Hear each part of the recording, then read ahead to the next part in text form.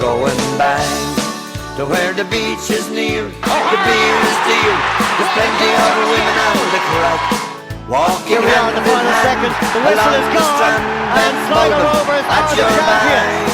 By the riverside, you can watch the tide as it flows. No, I'm being told that Average Joe's does not have enough players and will be forfeiting the championship match. It's a bold strategy, Cotton. Let's see if it pays off for him. Very tight and drive it clean out over the fence. Out in there, he's the corner. In the bookie shop, I done.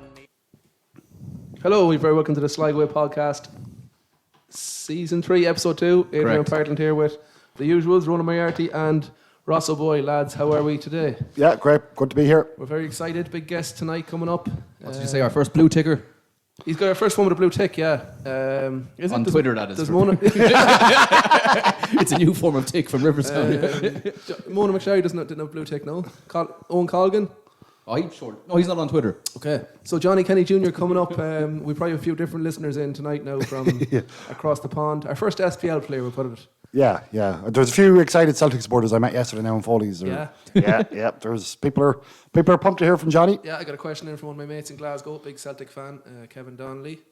I told you about him. His brother Kieran scored in Ibrox for Albion Rovers against Rangers. Oh, yeah. Great tale. Yeah. Two Celtic diehards. These fellas, you've had some crazy summers with them over the years. Yes, in Strandhill. They're coming to Strandhill for years. Lovely summers in the sand dunes. Fond memories. Rolling around the sand dunes. Frolicking, yeah. So Johnny's coming up very shortly because we know a lot of you are tuning in for that. We hope you'll stay with us after that. We've got all the usual bits: GA roundup, rugby. Roscoe's disappointed. Murty, you're disappointed on the junior soccer roundup as well. Yeah, you're gloating over there. Yeah. Not gloating. Some Sligo Rovers chat, and then a roundup of other sports as well. Yep. And not forgetting, coming up straight after Johnny, round 2 of Sligo or Not Sligo are world famous now. People seem to have enjoyed the game now. Murty, you were looking for revenge against Roscoe. Oh, it was a draw. I don't know. I'm looking to go 2-0. No, He won last week, or 2 weeks ago. The word was integrity. You put a hard question in. But they're supposed to be hard. Like We've got some good ones here. He asked you shoot the crows and then asked me I'll about let some the other places. quizmaster. I had to ask him some simple ones for just to tease it in. They're not so simple today, I'll tell you that. I'm looking forward to it. For those in the axe throwing community tuning in, Hyola McGowan, the axe thrower. Yep. We interviewed her last week. That's going to go out in next week's show. Up the chuckers. The axe chuckers. Johnny come in. So we had to get Johnny on tonight because he's going to be tied down, and Hyola isn't in the axe throwing world championships until August. So Hyola will be on next week's show. Episode It's a good listen. Yeah, it's good. Listen, that was done, and that was it. So shall we get him out? The Riverstown Rascal. Let's get him in. Let's get Johnny Kenny in.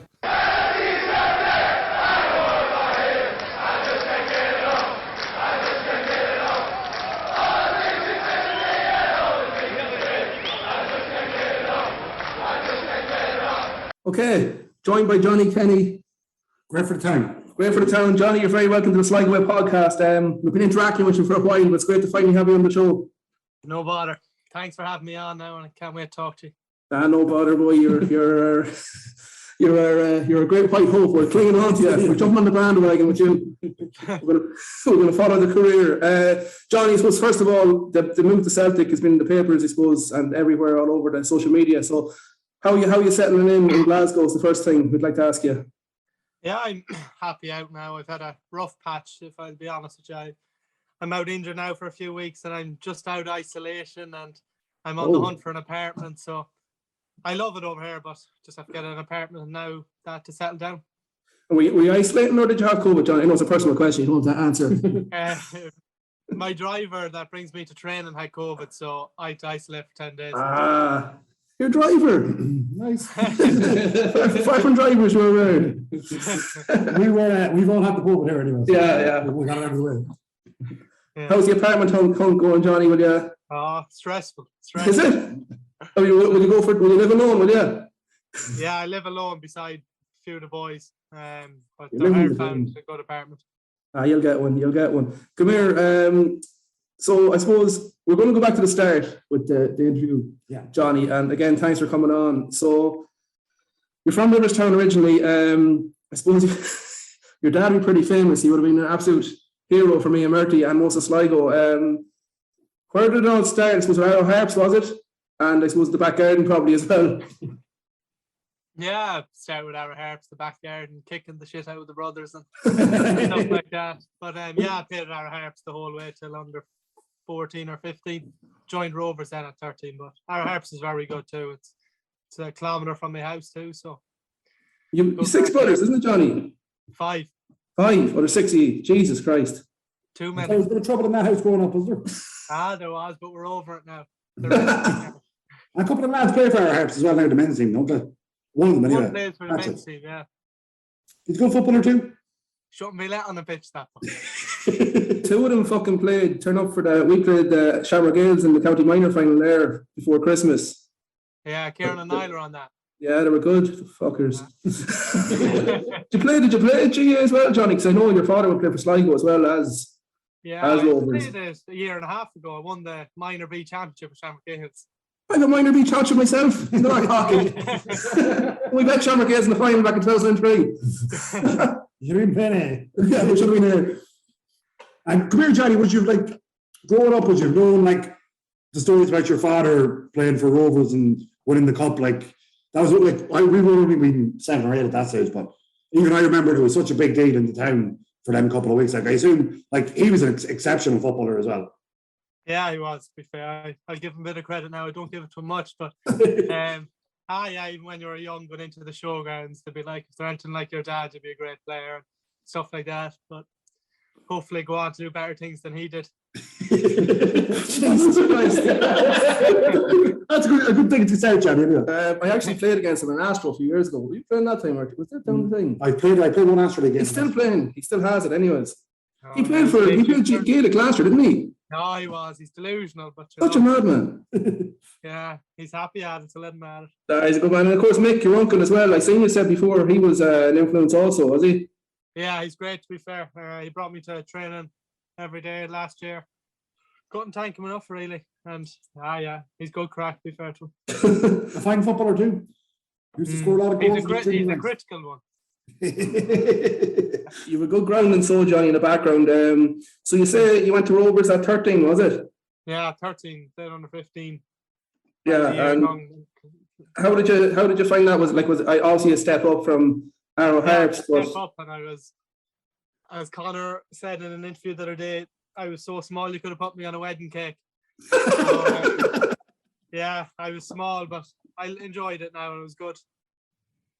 And 30, you were always kind of playing a few years above yourself, weren't you? Like even before last season, I remember you went on a run of scoring 4 goals a game for the under 19s and all. Yeah, I played a few games in the 90s last year. Yeah, I'd always play one up and yeah, done all right, to be fair. So Joy, pace is the game, is it? Get in behind them. Oh, run at them. Jeez, I would love to tussle with you back in my day now. I always like coming against a pacey player. Kick him up in the air. I would have been gone. I would have pulled the hamstring, I'd say, in 2 seconds. But that time with the under 19s, do you remember he scored the 4 goals in that final up in UCD? That was not low. Yeah, that was probably the first time, that was probably the first time I know we had the famous tweet, or we had mentioned them in the mentioned you were on drugs. in the Christmas show. We were drinking that night, to be fair. And it wasn't me, it was It Edo. was good drugs. I meant performance enhancing drugs. But yeah, that was when he first came to prominence, I suppose. And then the season started with the seniors the next year, and you were in. That was it was only last January, really. It was yesterday, last year I signed with Rovers. Jesus, Freshman contract. that's some whirlwind, isn't it? Really, it's, a lot has happened since then. I've signed 3 contracts since then. You signing them on us yet? How did you find Johnny when you went in then to obviously training with the seniors? I don't football again. Yeah, I was looking forward to it, but I was scared at the same time, but they were good lads, to be fair. I had John Mahan there too to look after me, so if anything went wrong. And he's followed you across the water now as well. He is. He's only away half an hour down the road from me. There'll be nobody left in the showgrounds first to watch this year now, I'm afraid. Oh no. I'll have to pull a few players. Yeah, come on, Buckley. Johnny Kenny says sign your replacement. He did today. That's going to be the headline. Johnny Kenny. Johnny Kenny states no one can replace me. Stop. But come here, you said, was it daunting in the dressing room? Because you're only 17 then, or you just gone 18? No, you're 17 this time last year.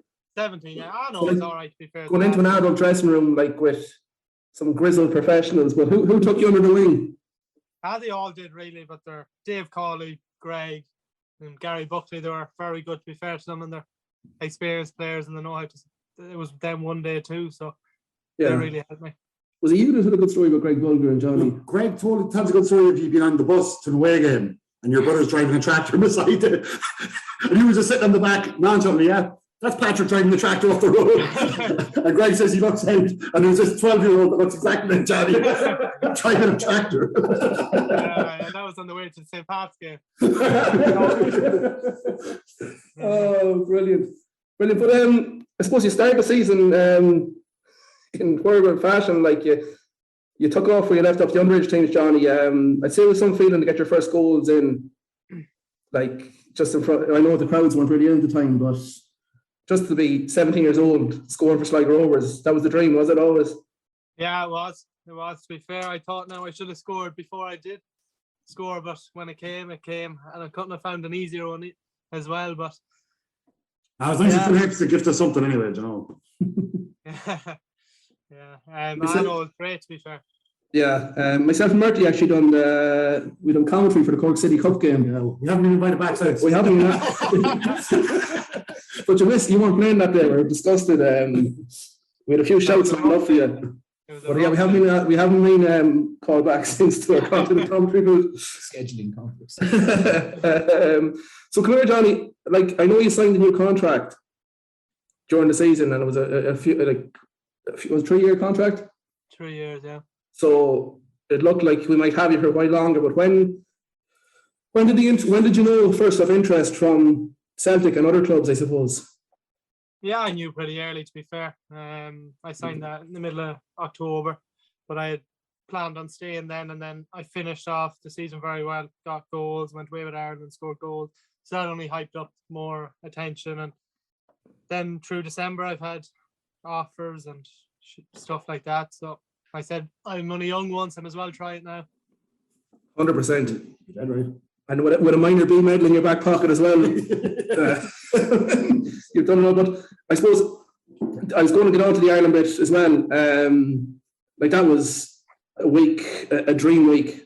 Scored in 3 games. Yeah, like, that obviously raised the profile as well. And never mind representing your country. I'd say it was brilliant. You scored against Pats and goals. You scored against Pats and goals. You decided that as well. Yeah. Now the legs were tough now against Bows when we played them, but yeah, it was unreal to play for your country. That were my first caps too, and thrown in all 3 games, and hopefully done all right, and hope he'll be back fit now for the next group stage. You did, surely. When is that actually, Johnny? Or what's the 23rd of March, where you have England, Portugal, and Armenia in the group. Where are they? Where are them games on? St. George's in England, I think. Oh, I won't go over to that one. Is that that's obviously Euros qualifying, is it? Yeah, last stage, top the group to go through. That's Johnny. You had to score a Sligo man playing for Celtic, scoring against England for Ireland now. Yeah, will you have something written on your T-shirt when you score? You pull it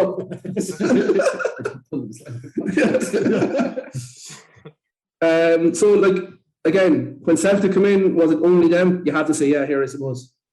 Yeah, it was, to be fair. I had offers, but Celtic is Celtic. It's big fan page here and at home. I thought it was a good chance. I seen how Scales came over. He was playing regularly here and came over, and he's done so well, to be fair to him. And hopefully I follow and play as well as him. Yeah. Sorry, I just lost my train of thought there for a second. So you come over with I suppose a flurry of new signings. What's that been like? Have you all kind of helped yourselves? I know you were in isolation, so it's very different for you, but has there been 6 new signings in the last few weeks?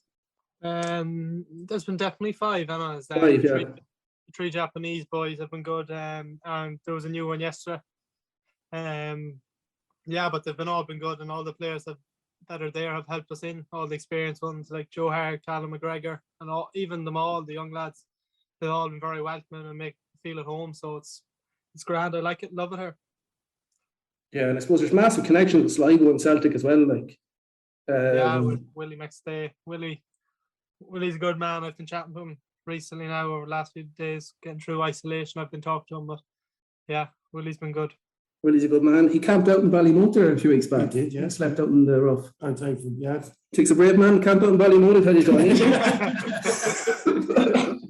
Of course, Willie would have managed your father as well. Yeah. 94. Full circle, yeah. Full circle. That's mad. Come here, question for you. We'll get to the questions that people have sent in because there's quite a bit as well. But a question for you here now. Before Christmas, you were at the Arrow Strand Celtic game. Yeah? Yeah. Did you What did we score? About 7-0? Oh, yeah. No, we don't care about that. But did you try and come on? No, I did not. There's a royal rumour you tried to come on, seriously, at half time. No, that's not me. No, I believe him. There was, seriously. Sure, it was about 4-0 at half time. I was only 3.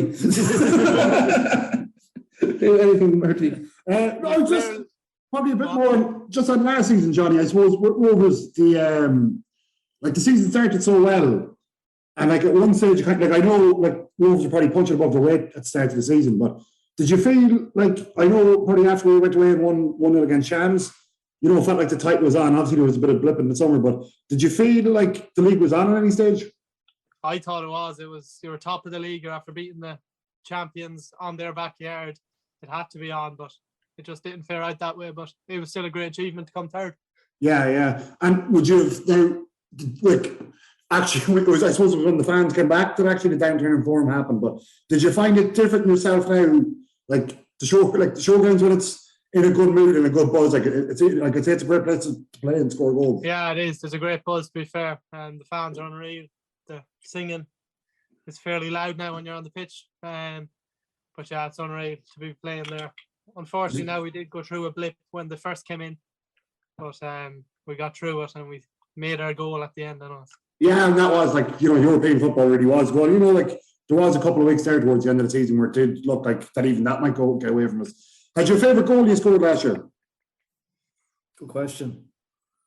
The one up in Finn Harps, because it really kick-started us. I thought I started my form coming into the last few weeks and pushed on, then got a few for the team and we scored Europe. Yeah. And the game, actually, just you referenced it, the last game of the season against Bulls. Like, that was probably, like, and I know you were probably out on your feet, but probably the first half was probably, I'd say, your best performance in a Rovers jersey. Yeah, it probably was. And I wasn't fit to move. Every sprint, my legs were just so sore. But yeah, I thought I played all right that day. The 2 bucks from Bulls were terrified of you. The 2 centre halves. I don't know. I don't know what to say, but yeah. You're too modest. Played against both, to be fair to them. Yeah, you've got a record against them. Yeah. Great commentary for your goal as well from Joey that time. Oh, Joey's the best commentator out there, isn't there? He would have done a bit of coaching with that. He's an out-and-out horseman as well, isn't he? He's living out there, I know. Yeah, one of the greats now. I was going to say, the Bulls game, the atmosphere was unreal for that, wasn't it? Like, yeah, it was unreal, to be fair. If only I could have given fans send-off they deserved if I knew at that stage I was going to go. Yeah, but you gave an alright send-off now with the goal you got and the chip off the crossbar. That was good, Johnny. Would we go into a bit of questions? We have a few questions in, Johnny. So we start. The first one I got, it was said to be last night in the pub. But Declan Baskell, who'd be a big Sligo Rovers fan and local football fan, he wanted to know, what's your favourite meal from Aussie's Takeaway in Riverside? He does a great burger in fairness to the man. The chicken nuggets in there are unreal. A chip, large chip and a burger then. Oh, Jesus. The nuggets are the best out there. Yeah? Yeah, unreal. Well, we love a takeaway here. Caught in the things. I'd say Celtic TV didn't ask you that question there, Right, okay, we've a more serious question from It's Everything Celtic. It's a Celtic fan page. There's 2 questions in this. what Celtic players would you have looked up to when you were younger, and what would you like to achieve in your time with the club? Players, I don't know. Like, I want to achieve everything with the club. I want to win the leagues. I want to score goals. I want to be remembered here at this club. I want to create a reputation for myself that can just be good and score goals, put in work for the team, and hopefully bring more trophies back to the club. Well, that's a great opportunity to win trophies with a club like Celtic, and I think with full belief in you. But hopefully they get a song for you, because Celtic fans are well known for a good chants, like for their players, and so hopefully a Johnny Kenny chant. How would you like now? What'd be a good one? What'd be a good chant for Johnny? I don't know now. We'll take one up. The second part to that question, he asked, did you speak to Liam Scales or any other current Irish Celtic players before you joined? Yeah, I spoke to Liam Scales a good bit, to be fair. He was a big part of it too. I speak to him every day, nearly every minute of the day, pestering him with questions. But no, he's been unreal, to be fair. How do you use the dishwasher? I'll go here. I'd say this is one of your I'd say it's one of your contemporaries from Riverstown or somewhere who wrote this. Adam Cairns. Oh Jesus, never. Oh, it's not like it. He asked you, who's your go-to pool partner in Tommy Mack's? Now, for people from Glasgow listening, Tommy Mack's is a pub in Riverstown. I frequented it myself. So who's your go-to pool partner in there, Tommy or Johnny? It'd have to be Bomber, Gavin Flynn. Oh, he's good. It's Bomber Flynn. His name's Bomber. Why so? He's a great pool player. Is he? Shark. Well, now, maybe to Tom he's a good pool player, but to the rest of us. Come on, the Bomber. Okay, Bertie. We had one in there. Again, I think it's another man of Riverstown vintage. Carl McKenna wanted to know, when will you make a return to the Hearts? The minute he's not playing. He messaged me at 2:30 this morning about something. So whatever he was up to. It was his birthday yesterday. So. All right, that's it. And actually, I had a pint with Alton. I had a pint with Alton in the Blue about 2 weeks ago, and he had a question for you, but it's going to be heads up. Some shit talked off him. Oh, there was plenty of it. I think he was arguing for a move to Carlton, Johnny, but he wasn't getting the offer off me anyway. This question actually goes from a mate of mine who's from Glasgow, Kevin Donnelly. He's a big Celtic fan, so you better impress him. He couldn't believe we had you on. Well, I'm sure you realize at the Rover, tell him. But, so he asked first, this is the serious bit of the question. What's your thoughts of Ange since you've been there? And because it's been a while since the whole sport has been behind the manager, so the atmosphere must be good. Yeah, it's very good, to be fair. He's came in and he's done an unreal job there up the top. And they won the trophy about a month ago. He's good. He's very good on the pitch. I haven't been with him yet, if I'm honest with you. But off the pitch, he helps me, tells me to stick at it, and I get my rewards. And he's been great to bring me to the club. Yeah, we're only hearing good things, and there was probably a bit of skepticism when he first took over. Who was he? But he's really brought everything around, hasn't he? Yeah. And his signings have been top class, if we say so ourselves. Yeah, yourself included, of course. The big Celtic, the big time Celtic fans I know anyway are all Ange lovers. They're all behind them anyway. And I think everyone's behind them, to be fair. Well, that's what you want. And the second part of that question from Kevin is, what's your favourite Rebel song? Oh, now I don't know. We'll leave you off that one, Johnny. Yeah, don't answer that. Who's next? We had a question in for Brian Lynch. Brian wanted to know, so the question on everybody's lips since you moved to Celtic is, which takeaway in town is your favourite? So we do get a lot of food related questions here because we do be harping on about kebabs and whatnot. So I suppose you're away from Riverstown, what's your favourite takeaway? Super fast in Cologne. Yes! We're big fans. Unbelievable. That's the best ever. We love the lads. Unbelievable. We have to get them involved in some way. It's fantastic, isn't it? Oh, it's unbelievable. Roscoe's a few on Instagram, is there? I'll check now. You feel so sick after it. But sure, look, Johnny, that's all. You're a professional athlete. You can have a super fast every now and then.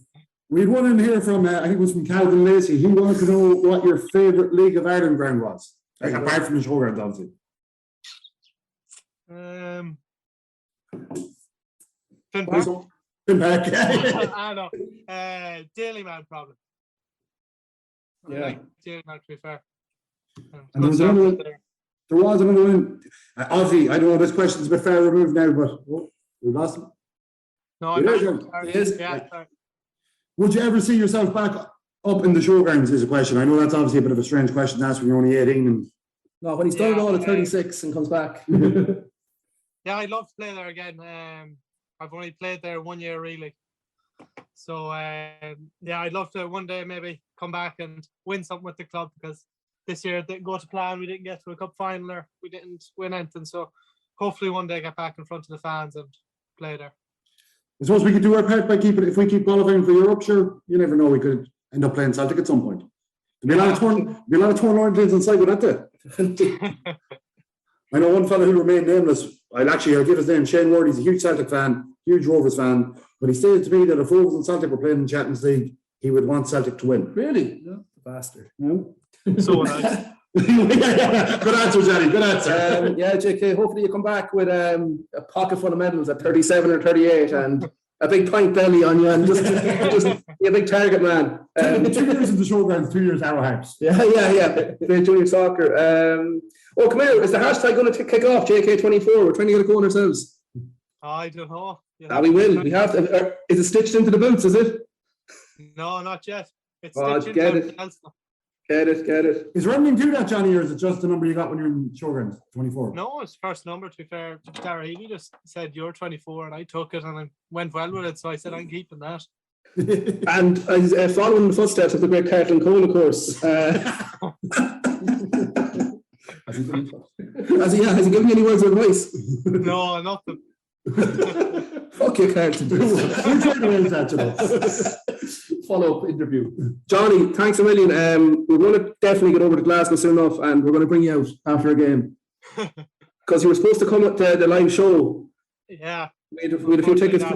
Planned. Yeah, I got COVID. But it's coming back in April, but you'll be busy. But we haven't decided a date yet. But you actually, there's a bit of confusion with the live show. You thought you couldn't come because you're at 21st. Yeah, I was. I thought it was the week coming, but it was the following week. You had a few pints on board texting that night, Johnny. Anything else, lads? No, that's fine. No other questions? You've been great with your time, Johnny. Thanks a million, Johnny, and best of luck. And we have a full, you have the full back in here of Sligo, definitely, and everyone else. Yeah, thank you so much. Okay, that was Johnny Kenny. Great chat with the young man. He's going to make it big, lads, and we're going to be right behind him. Yep. Friend of the pod, too. Great man. So, it's time for Sligo or not Sligo. Are you ready, lads? Ready to go? Roll that theme song.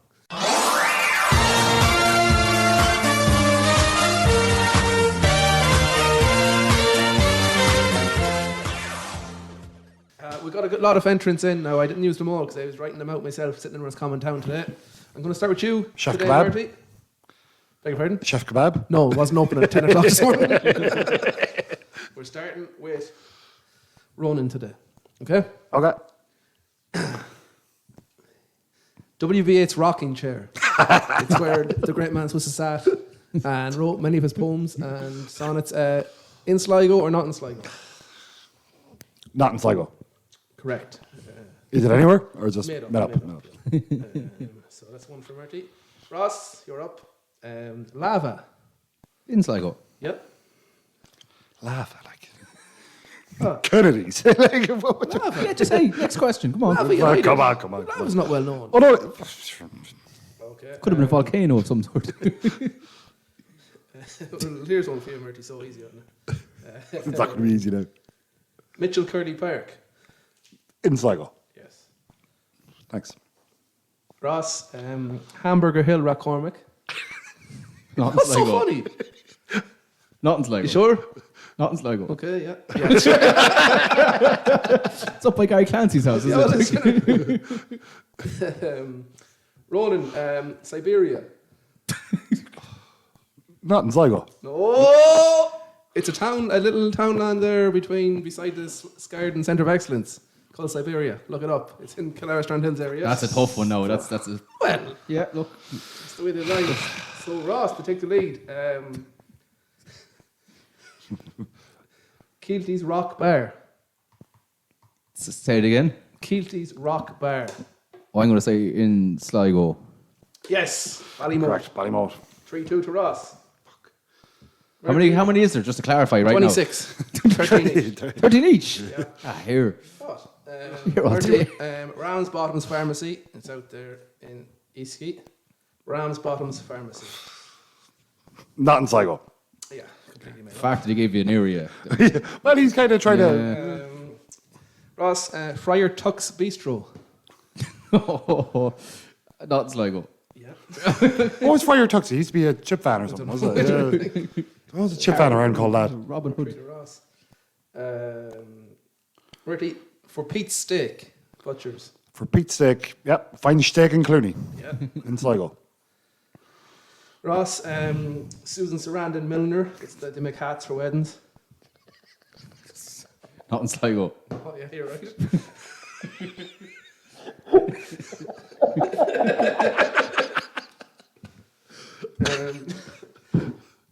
Ronan, it's a sporting facility here. Pete Sampras Courts in Killarney, sorry. Pete Sampras, they're named after the tennis courts in Killarney. They're named after. I don't know if there's any tennis courts in Clanny, so I'm going to say no. Not in Sligo. Jeez, you're off a pick in Killarney. It could be tennis courts. Well, I've been there a few times. Ross, the Fox's Den. Oh, in Sligo. It is. I wonder, they used to do a thing if you bring a bag of turf to give you free pints for the night. Yeah, the Fox's Den. Just like call out. What is that the place in Gertrude, is it? Yeah, no, up the top Kish. Cash, yeah. Who's up? Me. Murty. The Salty Chip in Ballymote.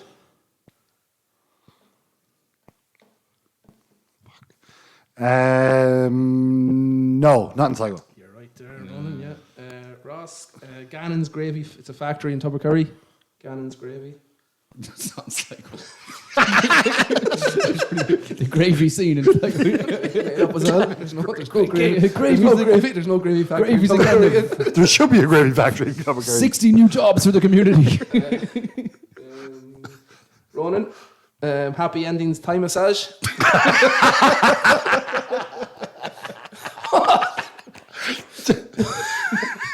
I'm on the edge with this one now.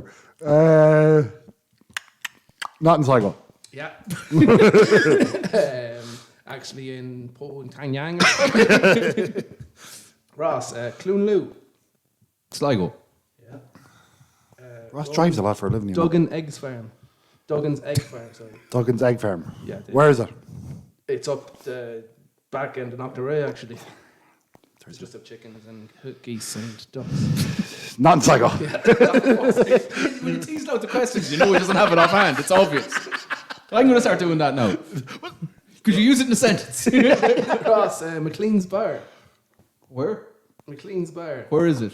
Between Grange and Maharow. Not in Sligo. In Sligo! Yes! I knew that one too. Yes! You're trying to trick me. No! Tie game. I knew that one. Tie Fuck game. it. How many's left? One, That's the first one you got wrong. 3, 4, The streak is over. 7. I missed one. No, 8. 8. 4 each. Ronan, Loch Alone.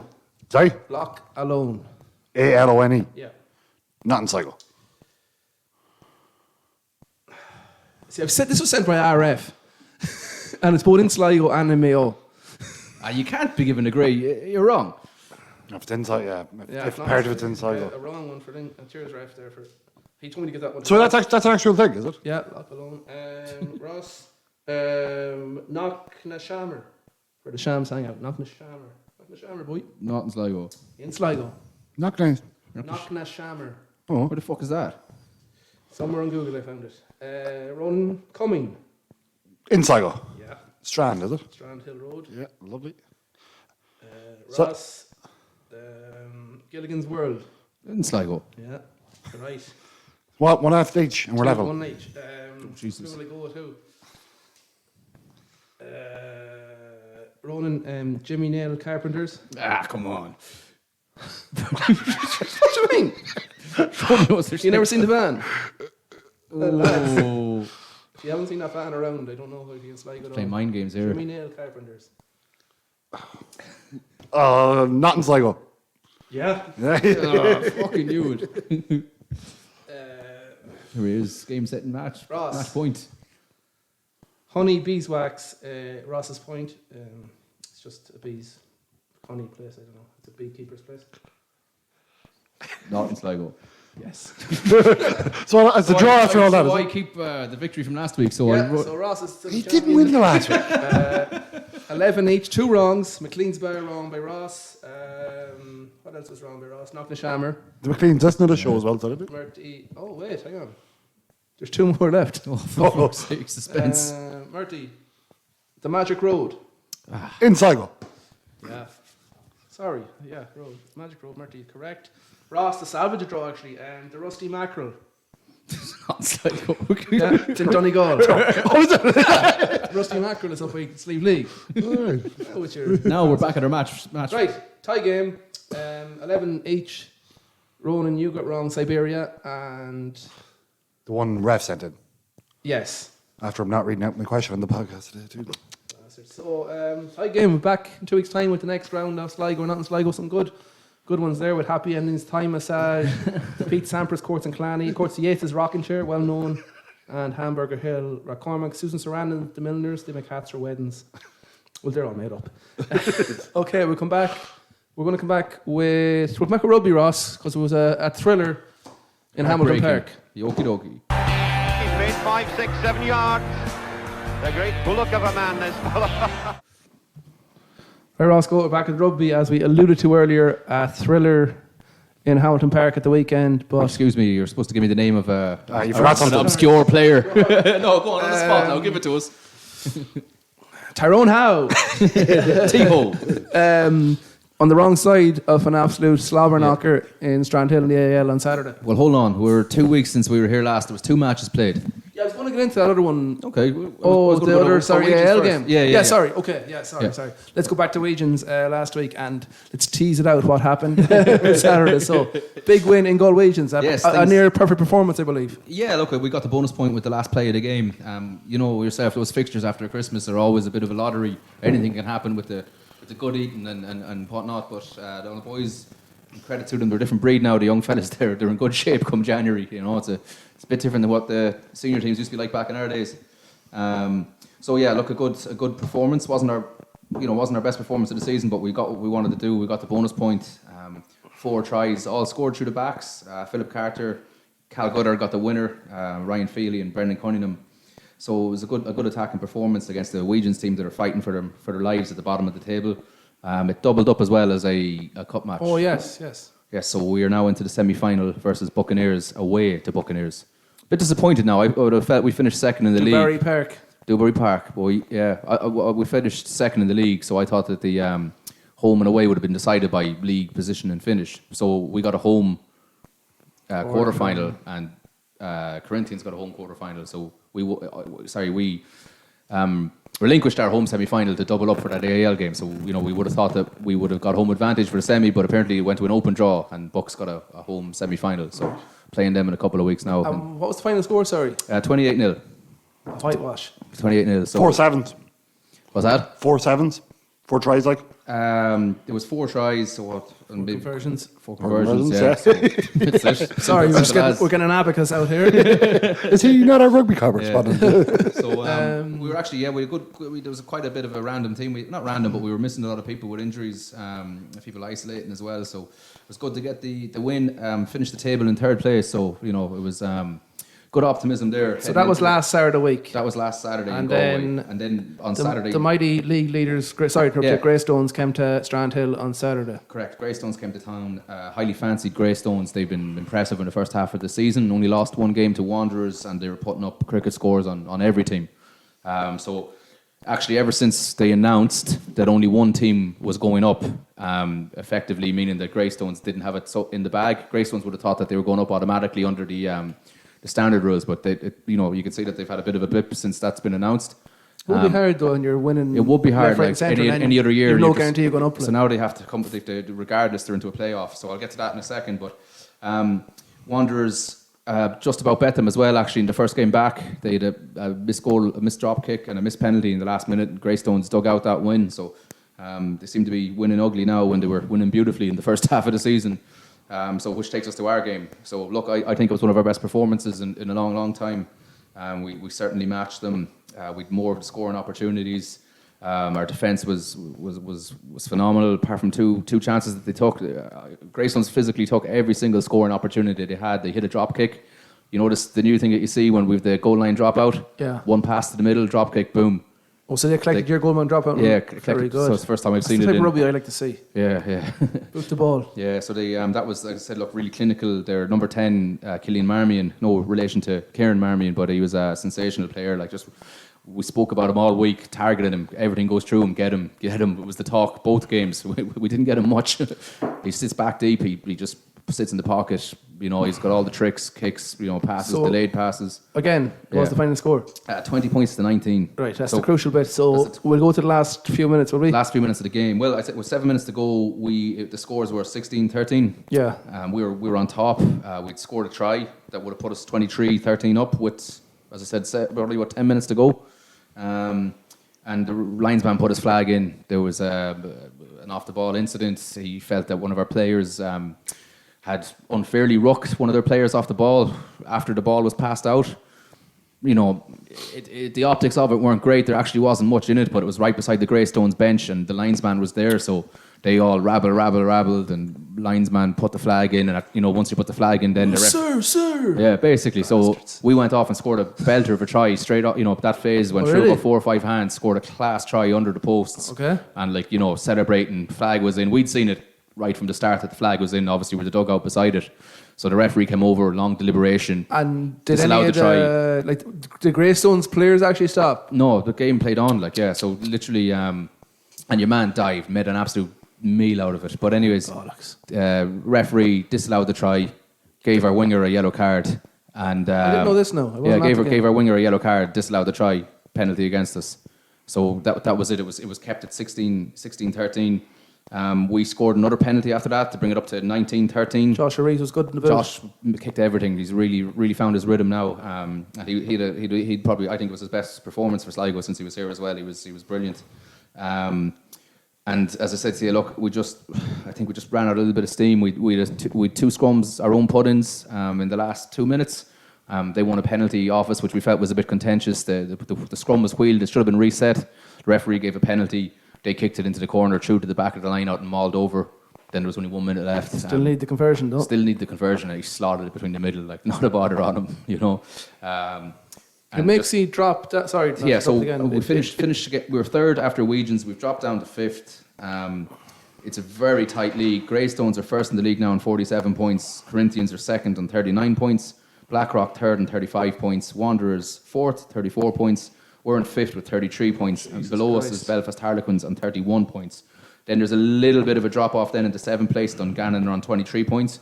But as I said, the top 4, there's no room for error. There's no room for error. You'd imagine Greystones are going to, you know, would be probably the only banker that you can think there. 4th would mean meeting with Greystones again. Correct. I said it to their manager after the game. I was like, look, you know, we'll be looking forward to seeing you in the playoffs, and I don't think they'll be looking forward to seeing us, to be honest. So we'll be playing them. It'll be away from home, though. Away from home, yeah. But Sligo still have to make it. Obviously, there's no room for error. There's no room for error, and every point is crucial. How many games left? There is 7 games left. All right, okay. Yeah, so we're going to Belfast Harlequins this weekend, so it's a must-win game already this time of the season. So we'll be going there, no winning the performance. We actually had 8 players unavailable against Greystones, so it's testament to the depth in the squad now that we fully believed on Saturday morning that we were going to get a result against them. You know, missing 8 fellas, so I think that's just testament to the squad depth that we've built. So you need pushing everyone on, like. Yeah, no, it is. There's a great atmosphere now. We're getting about 35 at numbers on a Tuesday night of training, which is unheard of, and it's really pushing us on. So, look, we're looking forward to getting back this weekend. You know, in sport, you always get an opportunity the next week to right your wrongs. So unless you lose a cup final. We've all lost them as well, lads. Mm-hmm. Ryan Feely, man of the match in both performances, as voted by the players. So it's, you know, that's when the players are voting for you, you've been pretty good. So he's been good. I'm going to go back to last weekend, Roscoe. Yes. I was in Hamilton Park for the juniors. Old Rucker O'Boyle made an appearance. I came off the bench. I made a read back again playing, and I'm in 2 minds between playing again, but I enjoyed it now, I must say.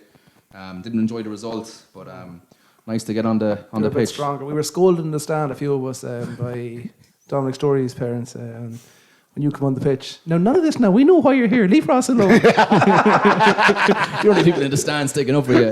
Who was with you? Heinzie. I got a lovely turnover in front of the stand, though. We let a few shouts and seen him come on the pitch with some inappropriate nicknames. But no, you got over you were harshly done a few turnovers as well now. I was happy enough now getting a few turnovers, and you're right. I want to tuck you off now. Well, I know I took myself off. No, I know that, sorry. But yeah, it's one of those things with seconds teams as well, isn't it? Yeah, it was just a tough one. Like, I mean, we had a good team on paper. We always have a good team on paper Wednesday, Thursday. Then you come to Sunday morning and a couple of injuries on the Saturday. Some fella's cat is sick or something. Tops related injuries. Some tops related. That's what's back so now. Look, we went into the team and we 4 fellas dropped out, and it's just tough to replace 4 fellas. That So sorry, where were you going there for? I interrupted about that. Where you were going to say something? No, it's just a tough game. So just where the juniors are standing, and now we're second from bottom. On 5 points for the season. Monavea 3 points for the season. One game left. 1 game left for us. Connemara away, top of the table. My old the All Blacks. Yeah. So look, that's us this weekend. Monavea have Tuam at home. So realistically, depending how results go this weekend, we're either going to finish second from bottom or bottom.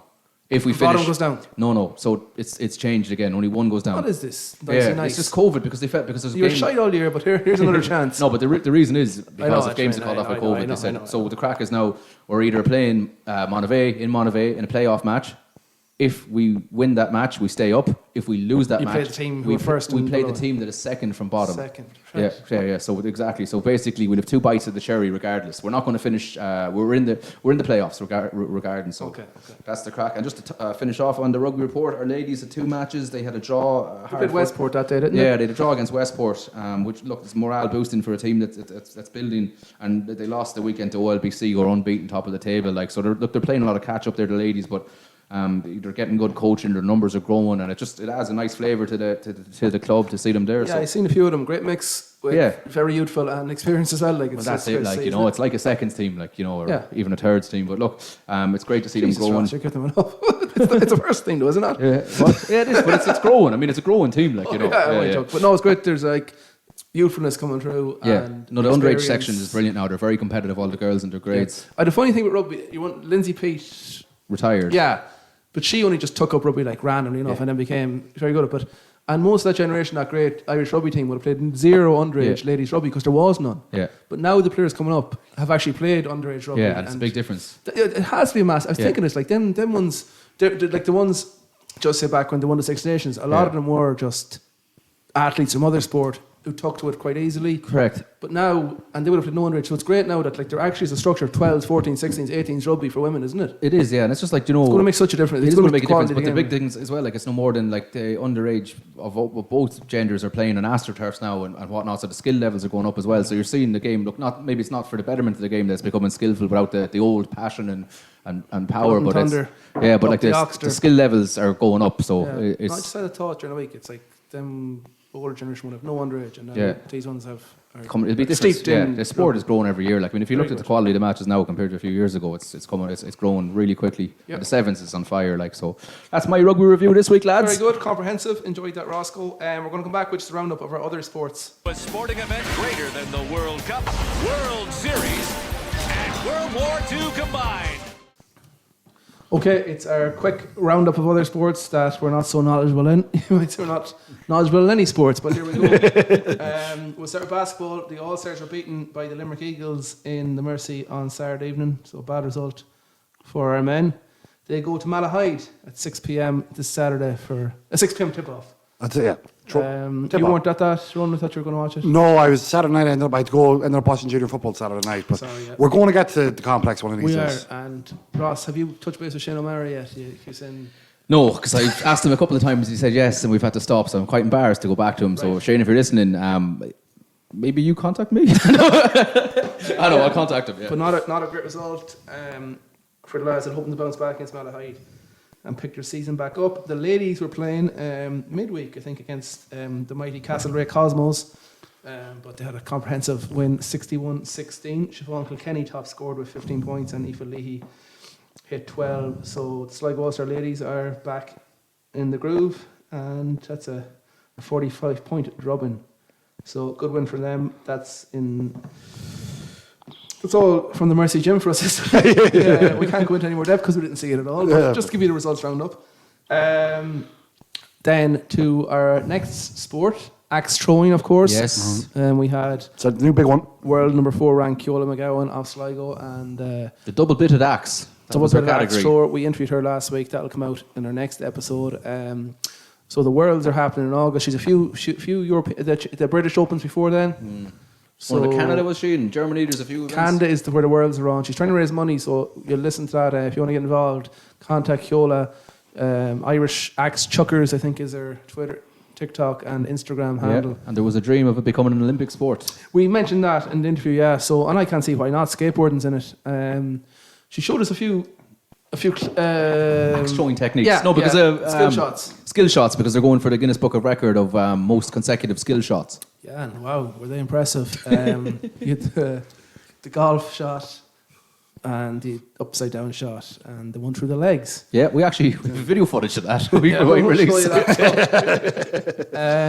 Our beloved cricketers were in Loughrea during the week, I believe. They had a good win down in Loughrea, I think, did they? They won, yeah. They get them an awful pace, and they declared for...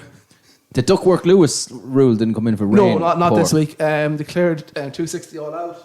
Okay. And inspired, obviously, by the Irish Test Series win against the West Indies. And the Loughrea Langers couldn't reply to it. So a good win for our beloved cricketers. Yeah, they had a new ball and they were throwing well. Yep. Jeez, when summer comes around now, they'll be... Well, with a good wicket, we're a summertime team. Talk in the air, in the ether, that a dodgeball team could be coming to Sligo. We might hear more about that in the next few weeks. Yeah. It's anyone in Sligo dodgeball, they can reach out to us. And So reach out, and there could be trials coming up. Any updates on SCW? I thought that during the week, SCW. First of all, back to the dodgeball. Get in contact. There's talk of the Sligo dodgeball team coming up. SCW, yes, Sligo Championship Wrestling, surely is on the cards now because of restrictions being lifted. Yes, you'll be able to get a grapple in there. Yeah, and a suplex if you want. So I think Gino and the lads are trying to do that for Shout, isn't it? yeah, we'll be in touch with them anyway. We'll be in touch. Yeah. We're in with that. We've shook hands on a deal to be commentators for that. So I think that's all our other sports roundup today. If you want to get in touch, promote your sport. What is it? Tennis, badminton, lacrosse, anything you want. We'd love it. We're scratching our heads for content sometimes. So. We love them all, and that is our other sports roundup. We're going to come back with a very quick GAA. Chance here for Jesse Sloan. Can he score? Yes! Sligo! Yeah, okay, so it's the week of the Alliance League coming up on Sunday. We actually I only seen the emails. We got invited to the press night, but it was last Friday at 5, and I seen it after on our emails. We need to check them emails more regularly. Okay. I was working anyways. That's on the to-do list. So we couldn't have got in for the chat, so thank you for the invite. We'll be at the next one. we'll be at the Championship preview in New York. I believe Sligo played Antrim at the weekend, and it wasn't a fantastic result or performance. Challenge game up in Tyrone. I think started quite well, but kind of got overran after that. So week out from Championship, I don't know. Didn't see much about that online. It was a challenge game behind. I should be probably saying it. Behind closed doors job. Behind closed doors, young Spillane made his debut. His transfer's gone through. What's he like? He's long and rangy, I think. Fitness be his game. I wouldn't say he's well, what I seen him with St Jude's, he plays in Dublin. Not massively skillful, but he's a big man and he'll definitely add something to Sligo. He's playing wing That's forward. what you're looking for last year. A couple of big burly men. You were saying he's not burly, man. He's but he doesn't have the transfer. Contrary to reports, he doesn't have to go to a Sligo club. I know he was offered a villa in Strand Hill. No, he doesn't. So he's with St Jude's and he's training with the Sligo lads up there because there's quite a few in Dublin. So this weekend is the start of Division 4 and it's a big league campaign. It's vital for Sligo and Tony McEntee as well. Last year was shortened and we didn't get out of Division 4 obviously, but Wexford away. Tough start. Tough place to go at the best times. Yeah, Wexford Park. I know they put 6 goals up in Laois earlier in the O'Byrne Cup. I don't know how the next game went for them actually, to be honest. But yeah, it's a long trip. It won't be easy now. No, it's always even in good times. Wexford was always a tough place to go to. Tough league though. It's a tough league this year. It is a tough league. No, I must left the Leitrim game. Sorry, go ahead, Murty. It must be the toughest Division 4 possibly ever.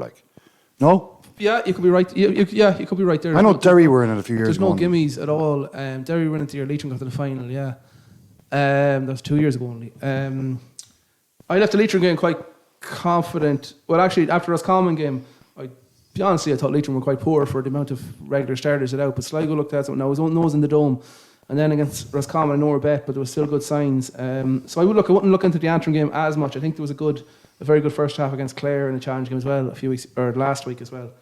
So, like, there is a stronger panel than people think. I believe there's this belief out there it's not a strong Sligo panel. I think it actually is. Not saying we'll go up, but I think we'll have a good league campaign. But it all depends on Wexford. Big start. And away game Wexford, you don't know what you're going to get. What's the second game? It's Carlow at home and then Cavan at home. So, like, everyone's talking about Cavan and Tip. I don't think Tip are going to be Tip aren't going to be as strong as people are making out. I know they won Munster 2 years ago, and that might sound ridiculous, but they're not as good. They're very up and down. So I'd have no fear. Tip. Cavan will be strong, definitely. Like, Cavan probably will top it, you would think. Although we have them at home, I wouldn't fear that. So it all comes down to this weekend, really, because lose this weekend, you're playing chasing already. But teams will take points of each other in this. I don't think Cavan are going to win 7-7. Do we have 4 games at home? Yeah. Yeah, that's huge. So Carlow at home, like, I don't know how Carlow are going either. I think we're well to beat Leitrim, London, Waterford. I put 6 points up there. You mightn't like me saying this. And you've Carlow at home. That could be 8 points. Then you probably only need, 2 you more? mightn't even need any more. Like, you probably, because teams will take points for it. Now, that's just like hypotheticals. But I think with the team definitely to beat Carlow, Waterford, London, Leitrim. Now, other teams will say they have the team to beat that, and Leitrim won't fear Sligo. Yeah, exactly. But quietly confident. It'd be a big, massive boost up to Division 3. Big time, yeah. We need to a lot of young players coming through. Mark Walsh looks like he'll start championship or the league at cornerback. So Omar Gales, man, long time since Omar Gales player was a regular for Sligo. So definitely he has it all. Son of Jerry. Well, yes. Very proud. Is he? Very proud. Dylan was playing for Summerhill. Good Summerhill in the second day. He's a good player as well. So great genes, obviously. Yeah. He's a big man in stature now. He's always going to produce something. Jerry works with Ross and Power. No, I'm confident. Carabine is back. He's playing out I think he needs to be out the field more. Niall Murphy seems to be buzzing, in fairness. Spillane, Paddy O'Connor. Midfield could be a slight issue, maybe. I think that's where it has been. So we'll see. Wexford's a tough one, but I think we can beat Wexford.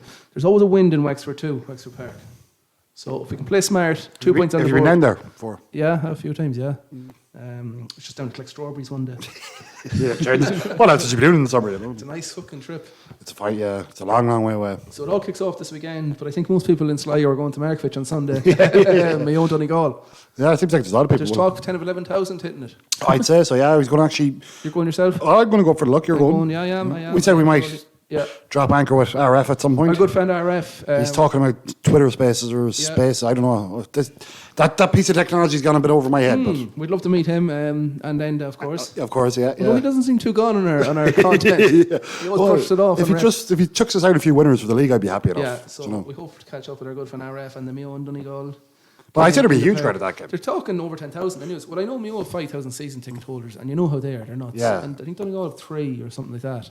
And in fairness, Donegal always bring a good crowd. And there seems anyone I'm chatting in Sligo's going to it. Yeah. Actually, all joking aside, great for the town on Sunday. Great for the town, yeah. Sligo Park have a Carvery on, I must mention. The sister told me, yeah. They're doing the border. Carvery's back, of course. Carvery is back. The two of Carvery on during the whole thing. I had a bite to eat in the Sligo Park during the week. Very good. Terry Quinn. Yeah, lovely. Well, Carvery is on. Derek Carvery is always very good now. For all our Mayo and Donegal listeners and Sligo listeners, Carvery is on Sunday from early. I was in the Centre of Excellence twice during the week. Okay. I went to see David Clifford first. Oh, yes. UL versus my alma mater, LYIT. Many people might know that. It was a good game, actually, was it? It was quite good. I believe, though, because my work phone battery went, so I had to have that on to check in. Well, it's Clifford. I was listening to Ref today, and then they was saying how good Clifford was. I didn't think he was that good, but he scored 2-7. If you know what I mean, he plays on like there was loads. He played in the loop. Now he caught a few good high balls in, but if there was 30 yards space, he wouldn't run out in front. Kill the ball. He let the ball carrier come, and he played in the loop. And he's so quick then 5 yards, and he's just such a big man. Yeah. He was excellent. He scored 2-7. Like I'm saying, he didn't play that good. You know what I mean? It's probably a sign of. I hope he calls you out. I hope he hears this and calls you out. Sorry, this is completely misconstrued here. What I'm trying to say, it's like when someone scores 270, you think they're everywhere. He just done his job. You wouldn't even know someone scoring 270. I mean, that just shows how good he is. Liam Gaughan actually was playing centre forward for Letterkenny, and he gave Sean Powder, highly rated Cork centre back, his fill of it in the first half. He got injured then with a hamstring, so Liam Tordestrand not in the Sligo panel this year. But Letterkenny probably could have been further ahead at half time, but like UL have an outrageous team. Like, so. Yeah, actually, I looked at their 15. It's outrageous. Stefan, a couple of Mayo lads as well. Come on then. I don't know if I pronounced that right. He's just back from AFL. He only came on at half time. Yeah, good few Mayo boys, Owen McLaughlin. Yeah, outrageous pace. And that was in the Dome. The next day, it was out. My other alma mater, Summerhill College. Great to see. I loved this game. It was brilliant. It was like back on grass. It was raw. I have to call out Enda again now. Sorry. He said the referee gave one the best performance round. I didn't. He did let a bit go now. Yeah. But it was hugely enjoyable. It was against Ballinrobe. Yeah. It was a good game of football. Like last minute point from the captain. Last minute from Sean Clifford at Mary's. What was it, league or cup or what was it? No, championship boy, round one. Jesus. Nice wee crowd of it too. Mary's have a lot of players coming up. Some good players in that team. 110 to 19 bet Ballinrobe in the first round. Ballinrobe probably could have put the game out of sight in the first half, but did a few very kickable frees and went short with. And like the short free did come off. It found his man, and then Summerhill just about scrambled away a few times. You fired them up at half time with a tweet, did you? Well, yes, the Ballinrobe boys come in. Their manager goes chat to yourselves for a second, and the boys are chatting. And the captain took over and he goes, "Have you said in the dressing rooms?" I said it nicely in the tweet. He said, "He's no one fucking from Sligo ever beats a fucking Mayo team," as we said. Factually very incorrect as well. Very incorrect. But Summerhill had the wind in the second half, and Ballinrobe definitely weren't far enough ahead. And Summerhill always have great attacking team. There was goals. There was definitely goals, and there was only one goal came, but there was definitely goals coming from Summerhill. And yeah, he ate the words. The tweet was put out. Summerhill boys had the phones in the socks. Bullets on, and just clipped the points over the bar. Now Ballinrobe did look out of it, and they got a goal from Summerhill trying to keep ball when they should have just attacked, and they would have got a free or a point and popped the bar, put the 4 points. Ballinrobe going forward and eventually got a goal in the back net, and luckily it would have went straight to penalties, but Sean Clifford from Mary's stood up. Mark McDaniel was given man the match by Enda as well on the RF podcast. I agree with that. Zach Mahan, a fullback, I thought was quite good as well. Sean Clifford, Darrell Boyle caused danger, and of course Dylan Walsh as well. So good win. They play St Coleman's, their old nemesis. Oh, the old nemesis is right. On Wednesday, we'll be there for live updates, and Attractors play Clare Galway. These are 2 quarterfinals, so we'll have live updates on both games. Who's it? They're playing Clare Galway. Attractors are playing Clare Galway. Yeah, apparently Clare Galway. 800 boys. Was that what it was? Yeah. So there must, you'd think. But some Hillows at 1,000. That's true. So that's not no massive. But then I suppose it depends on how many. If they're only playing Gaelic down there, yeah. Do you know, like just any amount of sports played in Summerhill, I suppose. So it's a double. They're both on at the same time in the centre backs on Wednesday. Is one on grass pitches or is one? No, they're both on. They both be on the grass. Like they both be on the grass. So, right. We're going to updates from both games. We're trying to get in contact with an old student in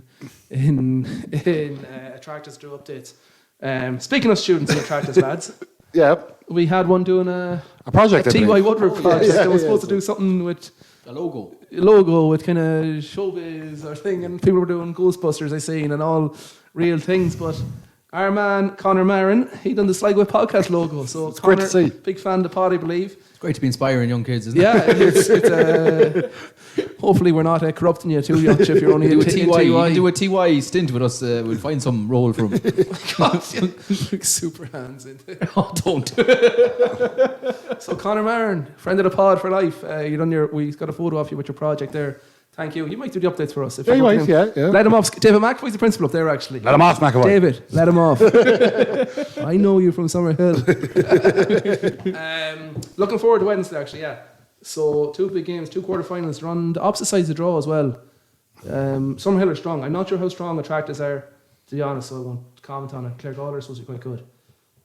So I'm looking forward to that. Is there anything else in that game? No, it was great. Great excitement there. It was college's football. Coleman's, yeah, sorry. Remember Johnny Coggins was their manager? Yes. Yeah. Coggins. I wonder if he's still around. If he is, he's going to get in the shout. Remember me.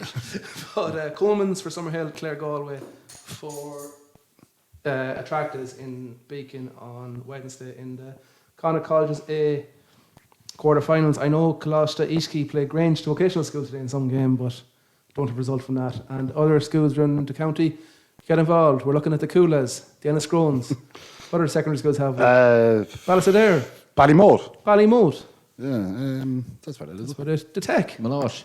The Tech. And of course the Grammar, who are playing in the... What are you playing? Quidditch Championship? I know. Okay. That's the GA. So Summerhill and Attractors play Wednesday.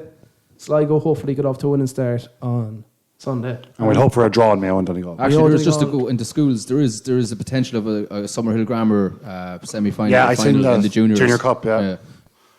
I know it's the GA section, but Summerhill put a nice score on Roscommon CBS the other day. They did. 60-something points. Yeah. And every conversion was... They must have went under the post for every try, because every conversion was kicked. Everyone went over, yeah. Right. Okay, we're back with our Rovers Junior Soccer.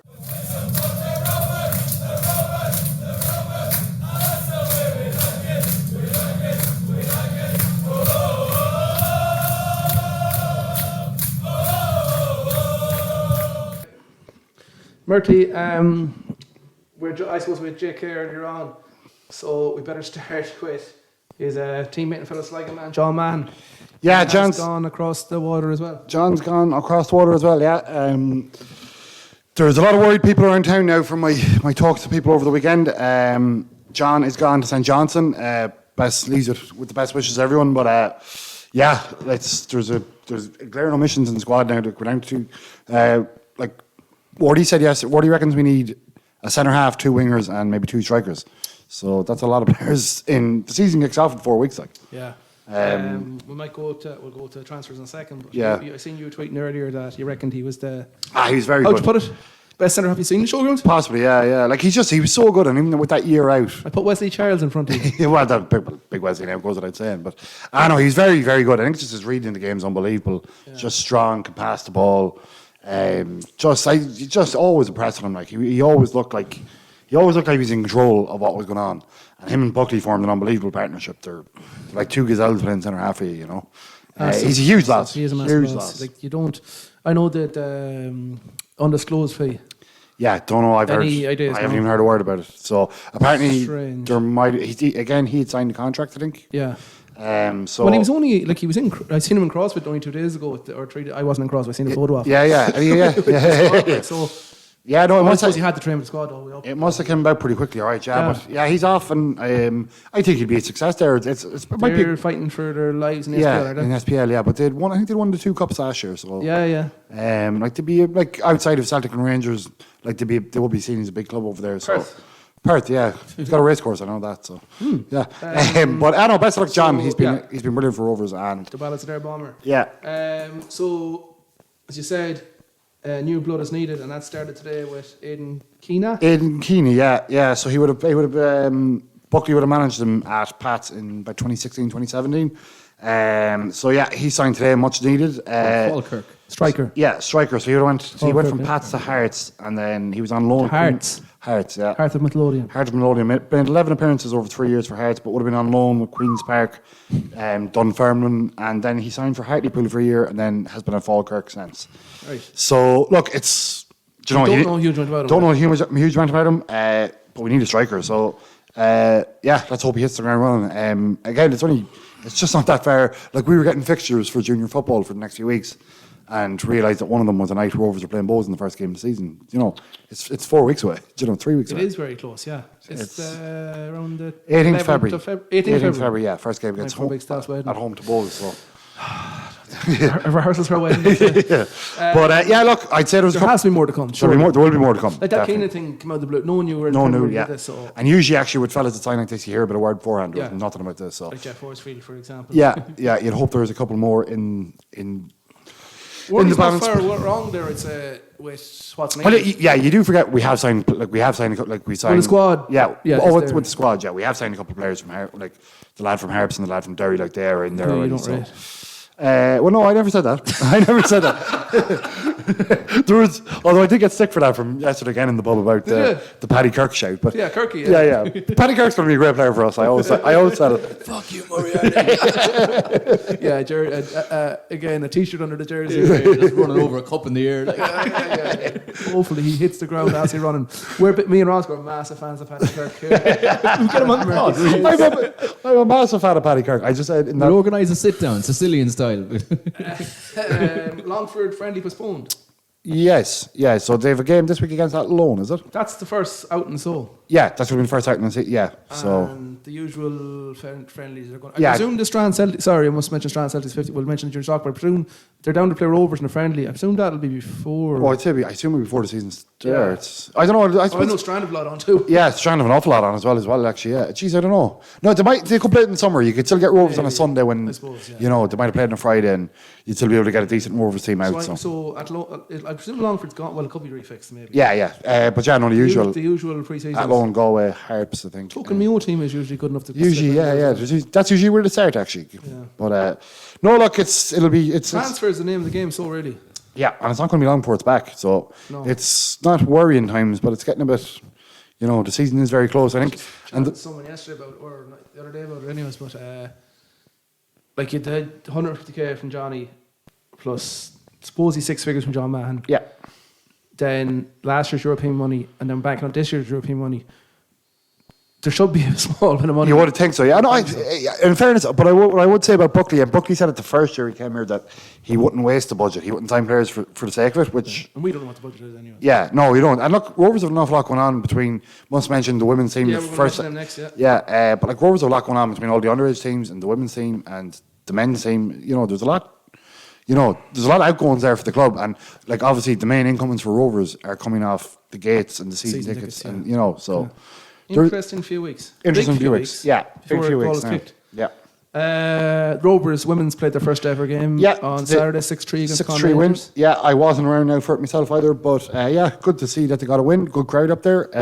Big crowd in the Sean Fallon Centre. So the week Em Hansbury is back or in Katie Melly. I have it here. Sorry. Kira Henry, sorry. Okay, yeah. She's a big hope. She scored a hat-trick, I think. Okay, yeah. So, they had a good win. They won 6-3, so I think they start the week after Rovers, so definitely be able to get up for a couple of them games as well. Like, I think they're going to have a big support for their opening few games. Anyway, look, and it was needed. It was time it was needed. Yeah. Hopefully it can progress. Actually, it's been mentioned to me a couple of times as well. I just said I'd get it in there, but hopefully it can progress into a local league. I know there was 4 or 5 years ago there was attempts to have a ladies local, like a junior league equivalent. I know that Strand, there's plenty of teams around the country doing great work with underage girls. Well, I was at my daughter's game yesterday. She played St John's. We're playing Strand Celtic. Yeah. And she must have been like 16, 17 girls in each team. Yeah. And it's just when they get to 18 or 19, they have nowhere to go now. Yeah, that's true as well. But it's like the rugby. They have the base now. Yeah. Like 10 years ago, they probably couldn't put a senior team together for 12, 14, 16 the whole way up now. So they're going to be playing with their club the whole up, and then eventually they will progress. Yeah. So it is. Yeah. So again, I think that'll probably be massive. I think that'll be the next thing in the pipeline is that there'll be a local women's junior league. One thing that GA, now I know it's LGFA, have done excellent. The girls, it's so fair, and that's why you have 50,000 at their finals. Yeah. No, they're miles ahead of other sports. But no, like down the Strand Zero yesterday for Strand St John's under 12 girls, and fairly enjoyable. And I tell you, not to be surprised, because my brother was there. He goes, geez, they're good enough. But seriously, they are like, and that sounds awful, but like the girls are. So they have it now, and it's normal now. Again, this is about the fourth mention I think Gordy's got in this podcast, but he manages Colby under 12 girls as well. Yes, he did a team as well, like, and they don't have a team. There's plenty going on. So look, it's all positive news I think for women's sports at the minute. Yes, so Rovers women up to a 6-3 win against Con Rangers. Right, let's hit the junior soccer scene, Murty. We'll start with the Connacht Cup. Yeah, I suppose it wasn't a great weekend for Sligo Rovers clubs. I think the only all-local fixture in the Connacht Cup was us against Ballysadare. Ballysadare emerging victorious on a 3-2 scoreline. I don't think we were at our best, but I must say Ballasolaire came with a plan. I actually going to have to give a shout out to the Belvedere, Mike Bassett, Adrian Barrett. Summerhill's Adrian Barrett. Summerhill's Adrian Barrett. Belvedere Bozo. He was the Belvedere Bozo. He was giving me grief before, during, and after the game. Yeah, he reckoned I'd be very quiet on the podcast tonight because we lost, but I don't know. I don't feel I'm that way when we lose, but we might be. We're not in school anymore, Barrett. But anyway, Ballasolaire, I thought they were excellent for 60 minutes, and they were 3-1 up at that stage. Conor Davies' second goal, I absolutely loved his touch around the way he spun Billy with that touch. No, he surprised everyone, and the finish was excellent. And actually, the finish with the first goal from Gary Anderson. He caused big trouble in the first half. Excellent finish. Well, there's some good. They're a good team. They're some turnaround since the 14-0 drubbing that made the headlines. The would, yeah. The Strand, actually, sorry, we weren't on last week. Obviously, the Strand game where they were 3-0 down the 83rd minute and 1-4-3. Because I was in a year game against Manor. Someone texted me, "How did Strand do?" I checked Twitter. 3-0, 5 minutes left. I go, 1-3-0. I got home, checked Twitter. 4-3. Yeah, and actually, Wardy again there. I saw a good tweet. Where does the Wardy section? Where does Murty go from here? And someone goes, usually to the Blue Lagoon. Yeah. Restrictions. Ref was looking for the old. That was after the Manor game. But you said though, sorry to interrupt you, but you said at least it wasn't 3 league points. Yes, yeah, I did. No, look. At the end of the day, look. Everybody knows the situation with the league now at the minute. So, actually, just mentioning that Strand game, that was a big chance for them. They could have closed the gap. I was chatting player manager out there. I think he was saying that as well, and I felt that they were right back in it if they won. I think they thought they were going to catch us too. Like, they did definitely. Yeah, I know that for a fact. So yeah, look. I mean, I suppose we're a bit all over the place here with the 2 weeks. But I suppose when Carbery had lost to Clifton and that set things open again. Sorry, that was after our last pod. That was after our last pod. That was Wednesday, yeah. Yeah, and then but they bounced back. They scored 11 goals, conceded none. So now they were sensational against Manor on Saturday night. They put 5 past Manor. Now they were very, very good. So I suppose look the way.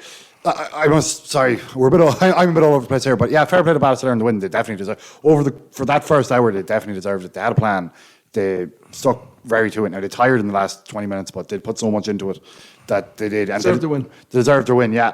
And Strand were up in Galway. They beat Crockwell 3-2. Strand beat Crockwell. So that's last minute. Yeah, there were 2 were they behind. They were 1 down in the first minute. They went 2 up, 1 up, and then Crockwell equalised, and Dylan Martin, who's a lot of goals in the league. A lot of goals in the league, yeah. He's a very good player. He won it in the last. I seen the goal. He won it in the last few minutes. St John's didn't have a good day. They lost. They lost, and they lost to Maria O'More, who we played a few years ago. Maria O'More was strong, to be very strong. And then the other Connacht Cup game involving a Sligo team, our Harps went down 2-1 to Claremorris. So yeah, we're actually heading to the last 16, and Ballasolaire and Strand are the only 2 left in it. And actually, Carbery are gone against because in the Shield, Colby got beat by Ballinrobe 6-3, and Ballygawley lost 4-1 to Shivan Rovers. So not a good day for us. No, the last 2 standing now are Ballasolaire and Strand over the 2 cups. So best wishes. Hopefully, they can continue to fly the flag. Our folks aren't now because the league is gone. So it probably is. But Arna Boyd, he got onto me the other night that I'd said about Mary text, tell Moriarty Boyd's back. He goes, why'd you say it? I go, you told me to say it. What if he's calling me out at 3 o'clock in the morning? I mentioned again.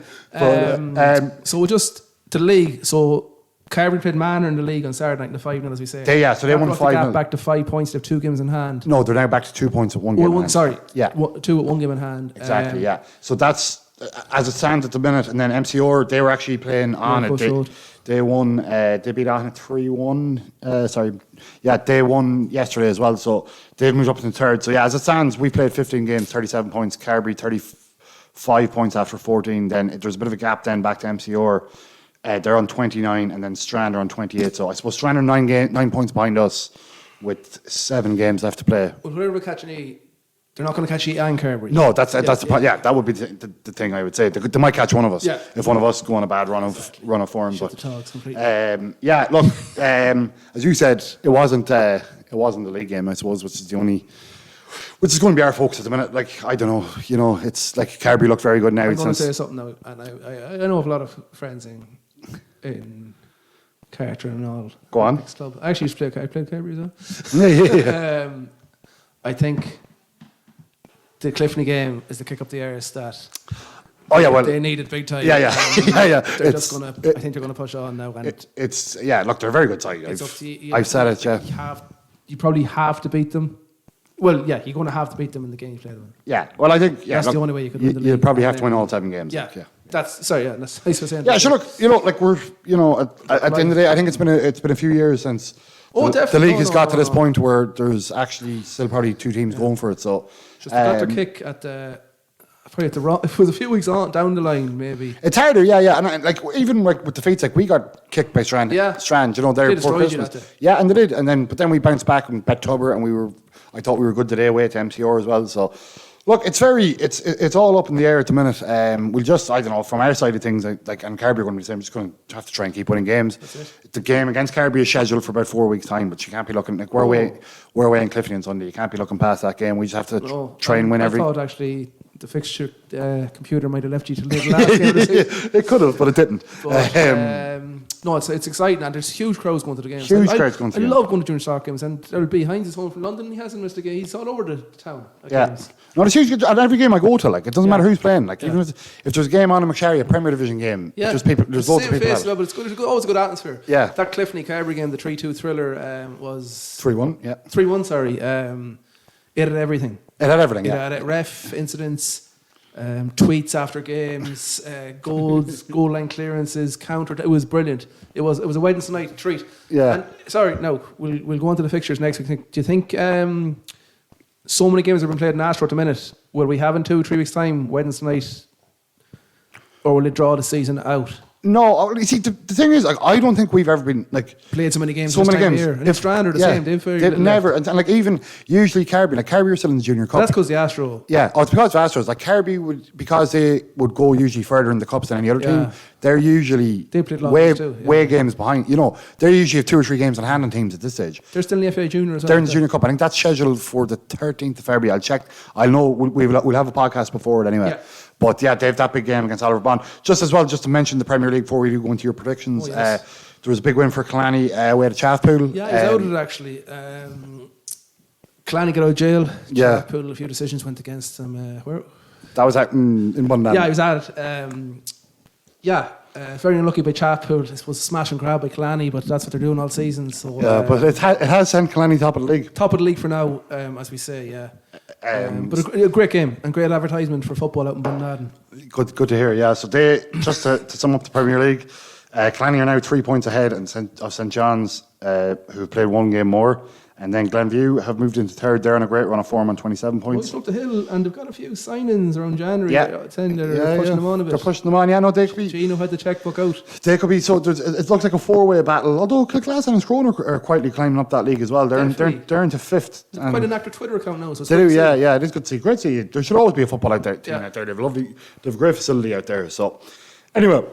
We will go into predictions for this weekend. Yes. We are back with just league action. So love it. We'll start with Super League. Friday night lights in the Quarry here. Ballysadare at home to Carbery. We'll go to that. Ballysadare and Crestwell Wave. Carbery, a wrecking ball for him for the last 2 weeks. The 14-0, I suppose, etched in the mind from the summer. I'll go. It's tight pitch. I'll go 4-1. 4-1 Carbery. Yeah, I think. Gary Anderson and Conor Davey up front, Ballysadare will cause them problems at the back. Yeah. But Carbery, 4-1. Yeah, and then moving on to Saturday, in Strand 0, Strand are at home to Merville, 7:30 kick-off. I think Strand will keep going. They were buoyed by their win yesterday. I've seen some videos from the bus home. 3-0. 3-0 Strand, Strand Celtic, yeah. So then Super League on Sunday morning, we have Ballymud at home to Anna. It's a big game down at the other end of the table. Big game, yeah, the East Sligo Derby. 1-1. 1-1. Go to Walford Park? Yes. 1-1. 1-1, yeah. Then Manor are at home to Arrow Harps. Manor unlucky. Quite impressed them against Yee. Yeah. Obviously, then Carbery was Carbery their night, but they didn't have a strongest team, I think, that they had against Yee. I seen it. Harps still reeling over the loss of Johnny Kenny. It's a... Yeah, I'll think Manor will take them 2-0. 2-0. Then it's Clifton at home to Cartron down on the Mullaghmore Road. I think this is a massive test for you now. It is, yeah. It's not a nice place to go. No, on a cold morning in June. Cold morning. It was called off against Carey for East Coast. That could be a risk, couldn't it? It was, yeah. I'm not sure what... I think there was a lot of rain the night before that, so we've actually had a couple of good weeks. So they're a very tough bet down there, and obviously a good team, as you've seen against Carbery. They're missing a couple of players that night against Carbery. Yeah, young Jack Dow. Well, I know he's still with Sligo in 20s, but he's well up the league with scores. And of course, when he had Stone's throw from the nudist speech there, Let's hope that doesn't prove to be a distraction. It's a big one for you, Marty. Oh, it's huge. Every game is huge. I think you'll just scrape it. The two boys up front will always get a chance. If they take it, you'll just win. I think 2-1. 2-1. Yeah. And then MCR at home to Real Tubber. Mail Coach Road versus Real Tubber, yeah. Two of the great names of Sligo football.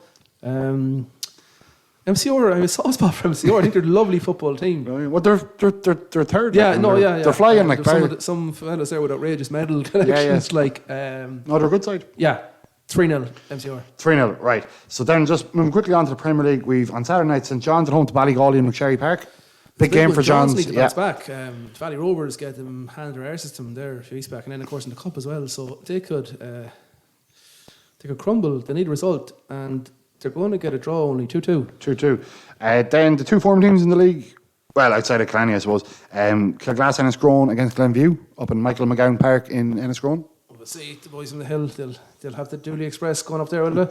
They're in good form. The Glenview, yeah, they've some good players there. They'll win 2-0.